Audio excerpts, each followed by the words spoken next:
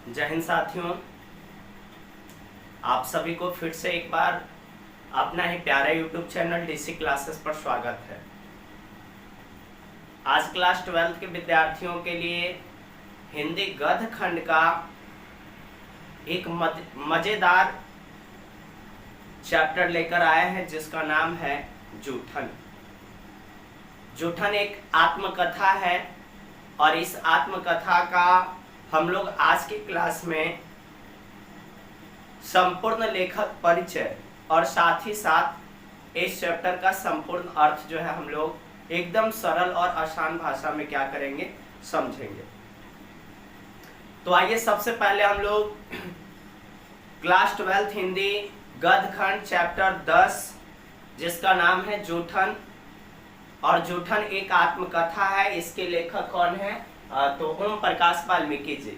तो सबसे पहले जूठन चैप्टर का हम लोग लेखक परिचय समझेंगे और उसके बाद हम लोग जो है इसके अर्थ को सरल भाषा में समझने का प्रयास करेंगे। तो आइए सबसे पहले हम लोग बात करते हैं जूठन चैप्टर के लेखक परिचय क्या है।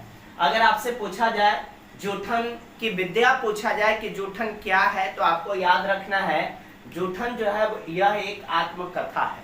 क्या है? आत्मकथा है। इस आत्मकथा यानी जूठन के लेखक जो है उनका नाम है ओम प्रकाश वाल्मीकि जी। ओम प्रकाश वाल्मीकि के द्वारा जो है ये जूठन आत्मकथा लिखा गया है। इनका जन्म यानी ओम प्रकाश वाल्मीकि का जन्म 30 जून 1950 ईस्वी को बरला मुजफ्फरपुर उत्तर प्रदेश में हुआ था। 30 जून 1950 को वाल्मीकि जी का ओम प्रकाश वाल्मीकि का जन्म जो है 30 जून 1950 ईस्वी को बरला मुजफ्फरपुर उत्तर प्रदेश में हुआ था। यह आपको हर हाल में याद रखना है। ओम प्रकाश वाल्मीकि के माता और पिता का नाम क्या था? तो इनकी माता का नाम मकुंदी देवी और पिता का नाम छोटन लाल था, है ना। इसके आगे हम लोग इनके शिक्षा की बात करेंगे। तो ये कहां से कब कौन सा शिक्षा प्राप्त किए इसके बारे में हम लोग समझने का प्रयास करेंगे। तो आइए, शिक्षा में दिया गया है कि ओम प्रकाश वाल्मीकि अक्षर ज्ञान का प्रारंभ मास्टर सेवक राम मसीह के खुले बिना कमरे बिना टाट चटाई वाले स्कूल से किए थे। यानी कि अगर हम लोग ओम प्रकाश वाल्मीकि की बात करेंगे तो इनका अक्षर ज्ञान का शिक्षा जो प्रारंभ हुआ था इनके गांव के ही मास्टर सेवक राम मसीह के खुले बिना कमरे बिना टाट चटाई वाले स्कूल से ये क्या किए थे? अक्षर ज्ञान की प्राप्ति किए थे। उसके बाद बेसिक प्राइमरी स्कूल में दाखिला लिए और 11वीं की परीक्षा बरला इंटर कॉलेज बरला से क्या किए? उत्तीर्ण किए, है ना। प्रारंभिक शिक्षा करने मतलब अक्षर ज्ञान की प्राप्ति के बाद जो है इन्होंने अपने गांव के स्कूल में ही बेसिक प्राइमरी स्कूल में दाखिला ली और फिर 11वीं परीक्षा बरला इंटर कॉलेज बरला से उत्तीर्ण किया। लेकिन 12वीं की परीक्षा क्या किया? अनुत्तीर्ण। यानी कि 11वीं की परीक्षा तो इन्होंने पास की, लेकिन 11वीं के बाद तो 12वीं की परीक्षा में इन्होंने क्या कर गया? फेल कर गए थे। फलस्वरूप बरला इंटर कॉलेज छोड़कर जब ये 12वीं की परीक्षा फेल कर गए, अनुत्तीर्ण हो गए, तो ये क्या किए कि बरला इंटर कॉलेज छोड़कर डीएवी इंटर कॉलेज देहरादून में दाखिला लिए। अब यानी कि 12वीं की परीक्षा फेल करने के बाद ओम प्रकाश वाल्मीकि जो है ये बरला इंटर कॉलेज को छोड़कर डीएवी इंटर कॉलेज देहरादून में दाखिला लिए, यानी कि एडमिशन करवाए। कई वर्षों तक पढ़ाई इनका बाधित रहा। उसके बाद 1992 में हमवंती नंदन बहुगुणा गढ़वाल श्रीनगर विश्वविद्यालय से हिंदी में इन्होंने क्या किया? एमए किया। तो आपसे पूछा जाएगा ओम प्रकाश वाल्मीकि किस भाषा से एमए किया था? तो आपको याद रखना है हिंदी से इन्होंने एमए किया था। कौन सा विश्वविद्यालय से? तो श्रीनगर विश्वविद्यालय से। अब आइए इनकी वृत्ति की बात करते हैं। तो इनका वृत्ति क्या क्या है भाई? तो ओम प्रकाश वाल्मीकि जो है 12वीं कक्षा में ही ऑर्डिनेंस फैक्ट्री देहरादून में, है ना, अप्रेंटिस की नौकरी, यानी कि जब ये 12वीं कक्षा में थे तो ऑर्डिनेंस फैक्ट्री में इन्होंने काम किया। उसके बाद देहरादून में अप्रेंटिस की नौकरी की और साथ ही साथ फिर अप्रेंटिस की नौकरी करने के बाद फिर इन्होंने ऑर्डिनेंस फैक्ट्री चंदा में ड्राफ्टमैन का भी क्या किया, काम किया। उसके बाद अगर हम लोग इनके सम्मान की बात करेंगे, ओम प्रकाश वाल्मीकि को कौन कौन से सम्मान से पुरस्कृत किया गया, तो उसमें एक है डॉक्टर अंबेडकर राष्ट्रीय पुरस्कार से इनको 1993 में सम्मानित किया गया था। उसके बाद परिवेश सम्मान 1995 इनको दिया गया। उसके साथ साथ जयश्री सम्मान जो है ये ओम प्रकाश वाल्मीकि को 1996 में दी गई थी। और साथ ही एक कथा क्रम पुरस्कार से सम्मानित किया गया था इनको 2000 ईस्वी में, आपको याद रखना है।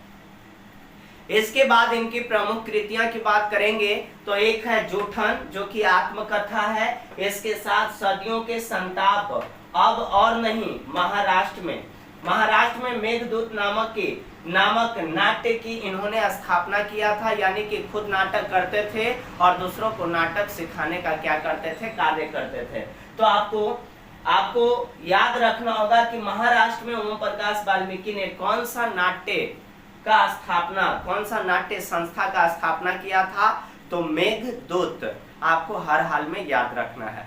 तो ये रहा है ना इस जूठन चैप्टर का यानी आत्मकथा का संपूर्ण क्या लेखक परिचय।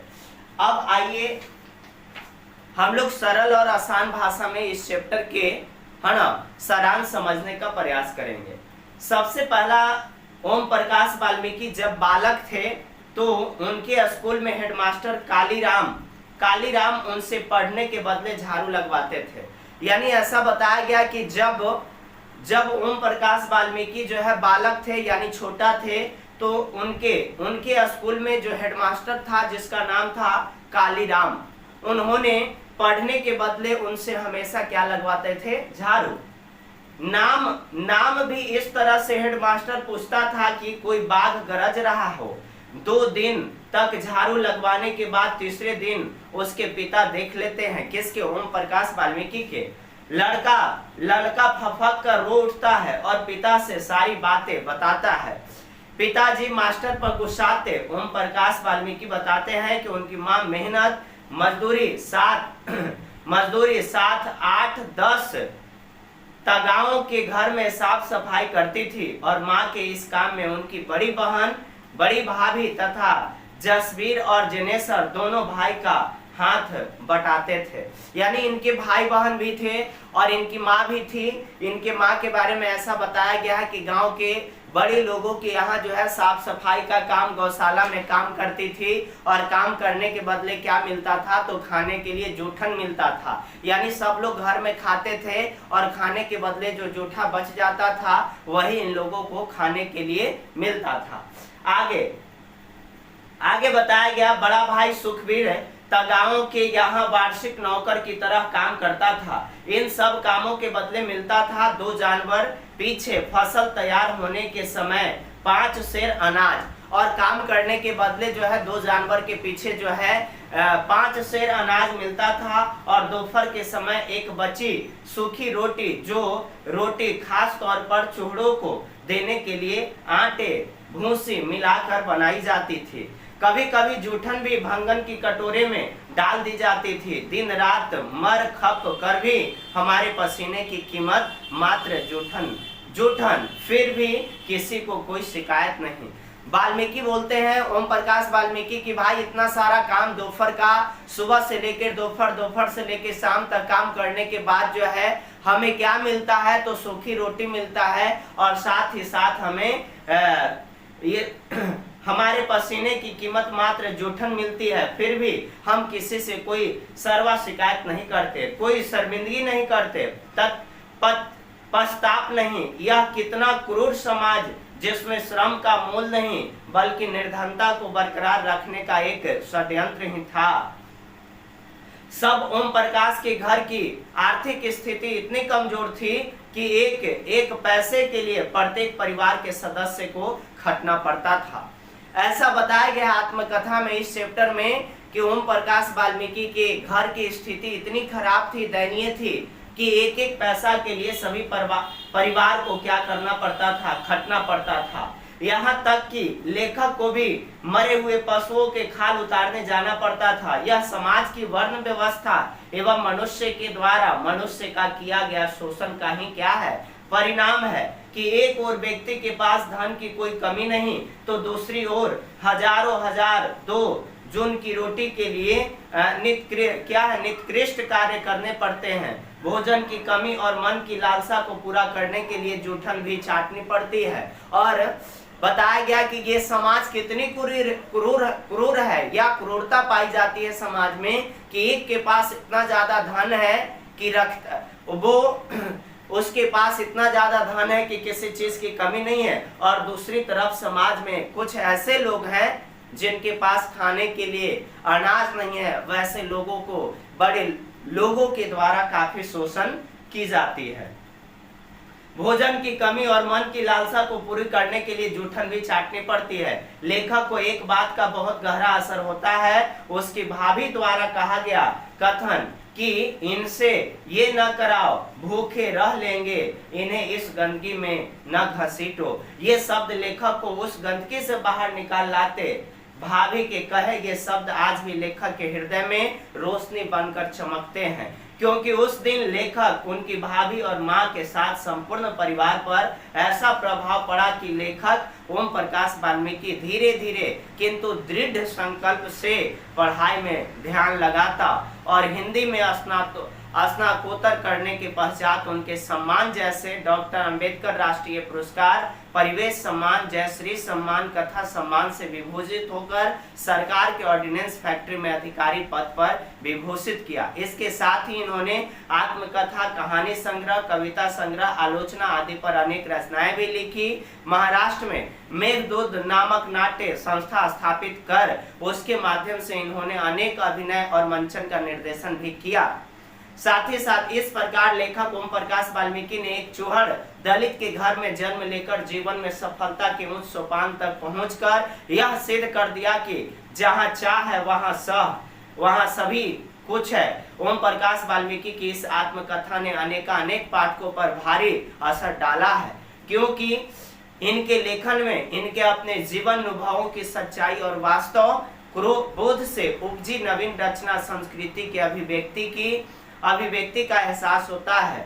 दलित जीवन के रोष और आक्रोश को वे अपने संवेदनात्मक रचना अनुभवों की भट्टी में गलाकर एक नए अनुभव स्वरूप में रखते हैं, जो मानवीय जीवन में परिवर्तन करने की क्षमता रखता है। गाढ़ी संवेदना और मर्मस्पर्शिता के कारण उपयुक्त आत्मकथा पढ़ने पर मन पर गहरा प्रभावकारी असर होता है। लास्ट होते होते पंक्ति में यह बताया गया इस आत्मकथा में कि जिसमें लड़ने की जुनून हो और जिसमें कुछ करने की चाहत हो, वो अपने जीवन में कभी भी और किसी भी समय अपने आप को परिवर्तित कर सकता है, अपने जीवन के हर समस्या को दूर कर सकता है ना। तो इस आत्मकथा से हमें यही सीख मिलती है कि हमारे पास चाहे जितनी भी गरीबी हो, चाहे हम जितनी भी गरीबी में जिए हो, है ना, हमारे माता पिता, हमारी भाई बहन जो है दूसरे के यहाँ काम कर करके अपना जीवन यापन करती थी, लेकिन एक दिन जब हम चाह लेंगे कि हमारे घर की समस्या और हमारी घर की गरीबी को दूर करना है, तो हम लोग अपने आप को ठान कर और अपने आप में परिवर्तन कर सकते हैं। तो इस पर एक लाइन आप सबके लिए कहेंगे कि यदि जिद हो जीतने की, है ना, यदि जिद हो जीतने की तो हमें कोई हरा भी नहीं सकता, और एक दिन हम सब वो मुकाम को हासिल करेंगे जिससे हमारी घर की समस्याएं और हमारे जीवन की सारी दुख क्या हो जाएगी, समाप्त हो जाएगी। तो दोस्तों, यदि आप हमारे चैनल पे नए हैं तो चैनल को सब्सक्राइब करें, और वीडियो आप सबको अच्छा लगे तो वीडियो को ज़्यादा से ज़्यादा लाइक, कमेंट और शेयर करें। चलिए फिर मिलते हैं हम आपसे अगले वीडियो में। तब तक के लिए आप इसको नोट कर लीजिएगा अपने कॉपी में।